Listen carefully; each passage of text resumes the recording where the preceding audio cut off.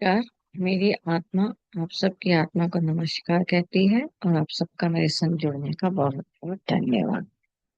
आज हम 47 श्लोक करेंगे सांख्य योग का। कर्मण्यवादी का रस्ते माँ कलेशु कदाचन माँ कर्म फल हेतुर्भुः माँ ते संगोत्सव कर्मण्य। यहाँ पर कृष्ण जी अर्जुन को समझा रहे हैं, तेरा कर्म करने पे ही अधिकार है, उसके फलों पे तेरा अधिकार नहीं है।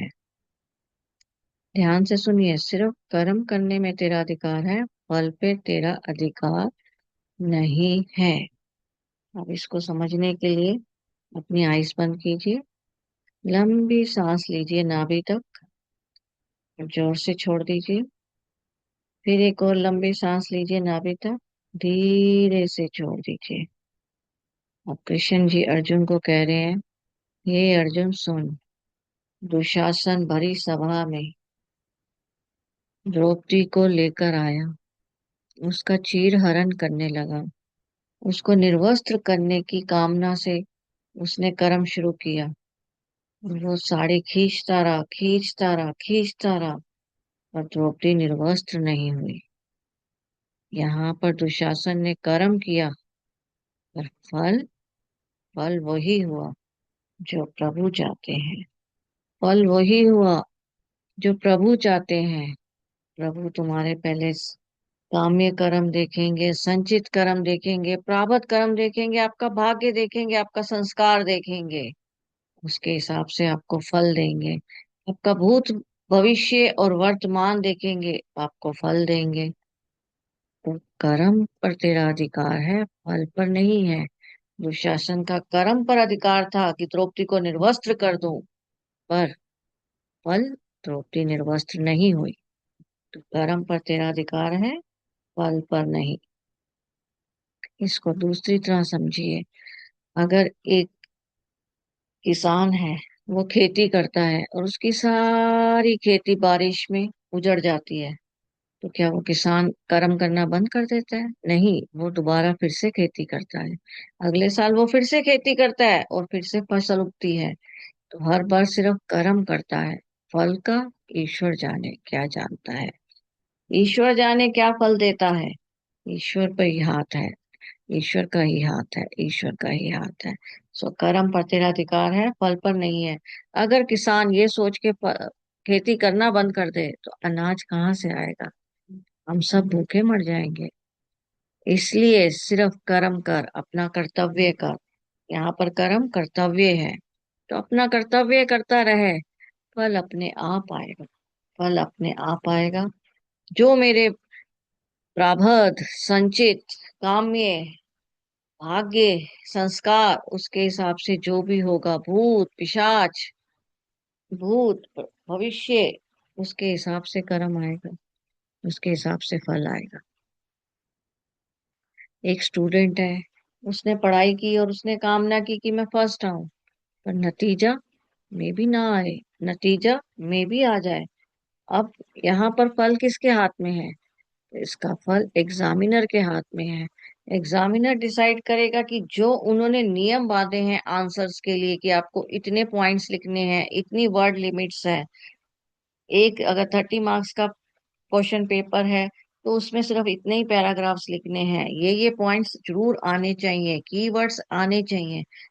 एग्जामिनर उसके हिसाब से आपको फल देगा। तो आपने मेहनत जरूर की, पर फल आपके हाथ में नहीं है।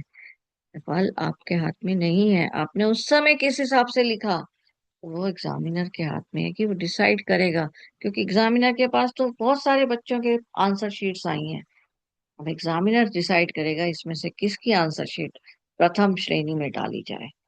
तो कर्म पर तेरा अधिकार है, फल पर नहीं है। इसका मतलब ये नहीं है कि तू फल को चाह नहीं रहा, फल तो तू चाह रहा है। फल की चाहत है, फल की प्रेरणा है, तभी तू मेहनत कर रहा है। तो मेहनत करने पे तेरा अधिकार है, कर्म करने पे अधिकार है। फल के लिए इच्छा करने पे तुम सोच सकते हो, क्योंकि तुम उसको सोचोगे तभी तुम कर्म करोगे, पर फल वही मिलेगा, उसका तुमको नहीं पता, उसका तुमको नहीं पता। इसलिए सिर्फ कर्म कर, सिर्फ कर्म कर।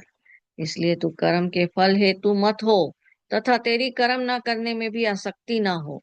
तो तुझको मेहनत करनी है तो तुझे करनी है, कर्म करना है तो करना है, कर्तव्य करना है तो करना है।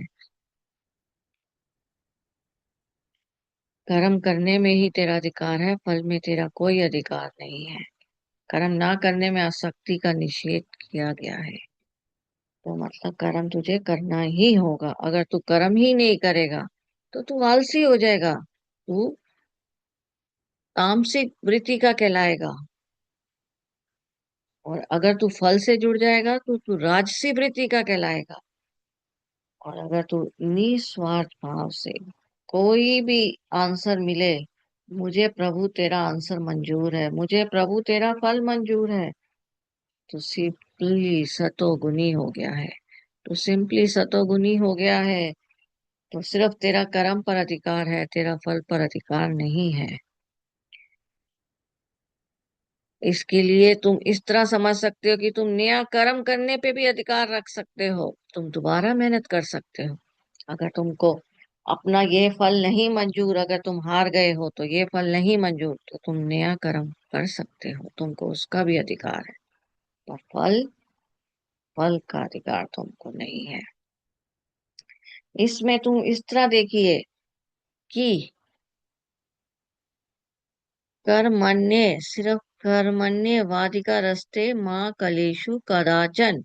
अब यहाँ पर फलेशु क्या कह रहा है? फलेशु आपको बोल रहा है कि व्यक्ति क्यों एक कार्य करता है, उस समय वो सिर्फ एक ही कार्य में ही ध्यान दे, उस समय वो उस कार्य को ही अच्छे से निभाए, तो वो कर्म में उसको अच्छे से ही आंसर मिलेगा, अच्छे से ही फल मिलेगा।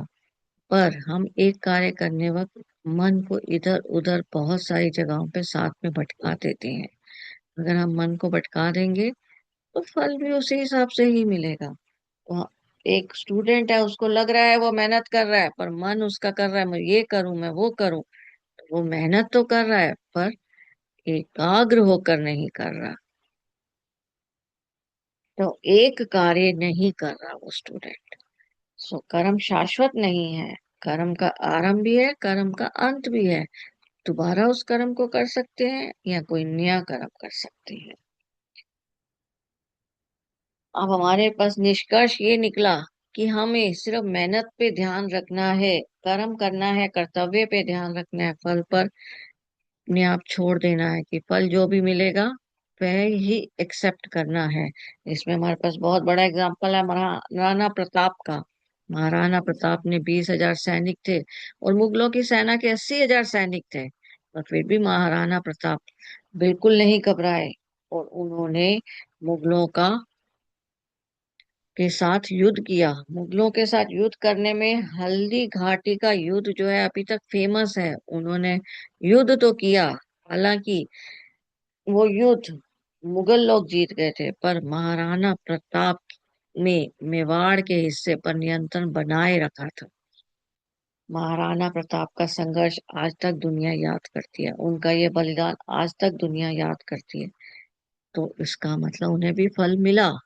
वो फल देर से मिला, पर फल मिला, दुनिया याद कर रही है। महाराणा प्रताप या महाराणा हमीर या स्कॉटलैंड के कोई राजा ब्रूस इंग्लैंड है, उनके लिए एक फेमस स्टोरी है कि वह लड़ाई कर रहे थे युद्ध में। युद्ध में हारने के बाद वह गुफा में छुप गए, और जैसे ही गुफा में छुपे तो वहां पर एक मकड़ी जो है छत पे जाला बना रही थी, और वो बार बार उस जाले में ही खुद ही गिर जाती थी बार बार। पर वो मकड़ी ने हार नहीं मानी थी और 7वीं बार वो सक्सेसफुल हो गई थी, उसने जाला बुन लिया था।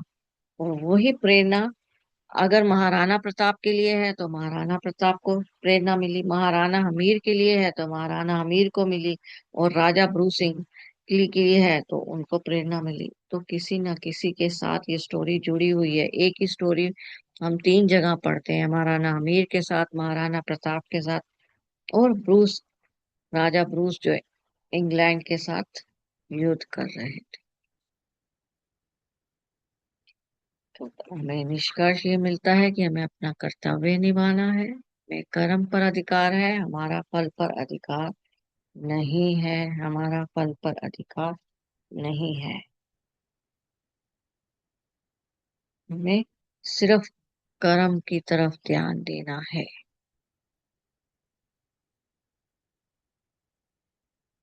बहुत बहुत शुक्रिया। अगर आपका कोई प्रश्न है इसके संदर्भ तो आप कमेंट सेक्शन में लिख सकते हैं। आपका जवाब जरूर मिलेगा।